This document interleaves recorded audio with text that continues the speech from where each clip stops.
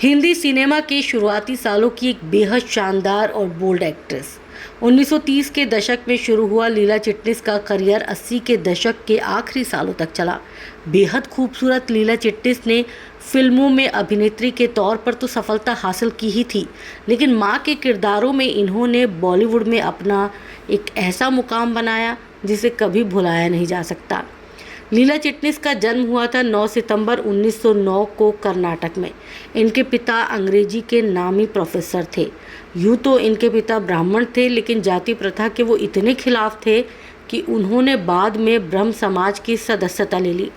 पढ़े लिखे परिवार में पैदा होने के चलते लीला को भी पढ़ने लिखने का मौका मिला, जबकि उस दौर में लड़कियों को बहुत ज़्यादा पढ़ाया नहीं जाता था। लीला ने ग्रेजुएशन की थी। लीला जब 16 साल की हुई तो डॉक्टर गजानन यशवंत चिटनिस से उनकी शादी करा दी गई। उनके पति उम्र में उनसे काफ़ी ज़्यादा बड़े थे। उनसे लीला चिटनिस को 4 बेटे हुए। कुछ समय तक लीला अपने पति के साथ ब्रिटेन में भी रही। वहीं से इन्होंने और इनके पति ने भारत की आज़ादी की लड़ाई में भी काम किया। हालांकि कुछ समय के बाद जब हालात सामान्य हो गए तो लीला चिटनिस और उनके पति भारत वापस लौट आए और बॉम्बे में शिफ्ट हो गए। हालांकि फिर इनके पति से इनकी खटपट शुरू हो गई और दोनों के रिश्ते बिगड़ते चले गए। आखिरकार लीला चिटनिस और उनके पति ने अलग होने का फैसला कर लिया और फिर दोनों का तलाक हो गया। लीला के चारों बेटों की जिम्मेदारी का बोझ उन्हीं पर आ गया। बेटों की परवरिश के लिए लीला ने टीचर की नौकरी शुरू कर दी। एक्स्ट्रा कमाई के लिए लीला ने नाट्य मनवांतर नाम का एक थिएटर ग्रुप ज्वाइन कर लिया, जो कि आमतौर पर मराठी भाषा में नाटक किया करता था। ये वो दौर था जब महिलाओं का हिंदी और नाटकों में काम करना बहुत बुरा माना जाता था। ये वो दौर भी था जब भारत में फिल्म इंडस्ट्री की शुरुआत हो रही थी। लीला एक्स्ट्रा कमाई के लिए फिल्मों में एक्स्ट्रा रोल करने लगी। साथ ही उन्होंने स्टंट फिल्मों में भी काम किया। वैसे तो इनकी पहली फिल्म थी सन 1935 में रिलीज हुई श्री सत्यनारायण, लेकिन लोगों की नज़रों में ये चढ़ी सन 1937 में रिलीज हुई फिल्म जेंटलमैन डाकू से। इस फिल्म की कहानी के मुताबिक एक लड़की आदमी के कपड़े पहनकर दुनिया के सामने आ जाती है। इस फिल्म के लिए लीला चिटनिस को काफ़ी सराहा भी गया, तो समाज के एक बड़े धड़े ने इनकी आलोचना भी खूब की। साल 1939 में रिलीज़ हुई फिल्म कंगन भारत की पहली सिल्वर जुबली फिल्म थी। इस फिल्म में लीला महान अभिनेता अशोक कुमार के अपोजिट नजर आई थी।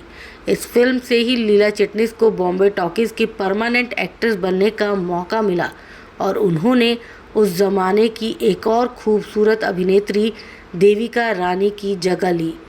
फिर तो अशोक कुमार के साथ इनकी जोड़ी कुछ ऐसी जमी कि इन दोनों ने कई फिल्मों में एक साथ काम किया। आज़ाद, बंधन और झूला ये वो फिल्में थी जिसमें अशोक कुमार और लीला चिटनिस की जोड़ी को लोगों ने खूब पसंद किया और ये फिल्में भी सुपरहिट रही। लीला चिटनिस धीरे धीरे फिल्म इंडस्ट्री पर अपने एक छत्र राज को बढ़ाने लगी। हालांकि सन 1940 के दशक की शुरुआत के बाद इन्हें बतौर हीरोइन फिल्मों में लेना डायरेक्टर्स के लिए काफ़ी मुश्किल होने लगा, क्योंकि इनकी उम्र अब इनके चेहरे पर साफ नज़र आने लगी थी। आखिरकार 1948 से इन्होंने फिल्मों में मां के किरदार निभाने शुरू कर दिए। दिलीप कुमार की फिल्म शहीद में इन्होंने पहली दफ़ा मां का किरदार निभाया था। मां के रूप में भी लीला चिटनिस को बेहद पसंद किया गया।